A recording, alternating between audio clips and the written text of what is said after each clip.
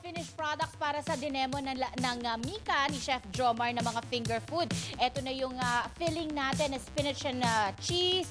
Tapos meron tayong terrine na puro vegetables. Pero syempre, kailangan kahit finger food, healthy ha. Meron naman tayong version ng ating finger food na tuna croquette. Actually, nag-isa tayo ng ating sibuyas, pagkatapos yung tinadtad na hipon. Pagkatapos, pagka nag-cool down yan, imimix naman natin ang ating flour, tawag dito tuna, meron din kasamang cheese at meron din kasamang milk. Kailangan patigasin nyo muna ang mixture ha, para mapoporma natin ng maayos.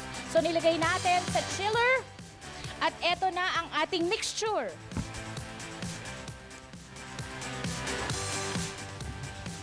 Eto. So, kailangan patigasin natin yan. At syempre pa, pwede itong i-pan fry or deep fried. Importante lamang na piniga nyo mabuti ang ating tuna para hindi siya magtubig. At eto na ang ating finished product, ang ating tuna croquette. At syempre, ang recipe nito ay available sa ating recipe book. Tumawag kayo. Visit their website. Pwede rin kayo mag-email para naman malaman ninyo ang proseso kung paano makakuha ng libreng kopya. Very good, ha? Try it. Spend time with your family. It's a weekend. God bless you. Samantala mula dito sa Mika, dito lamang po sa Maynila. Balik tayo sa studio kay Donita.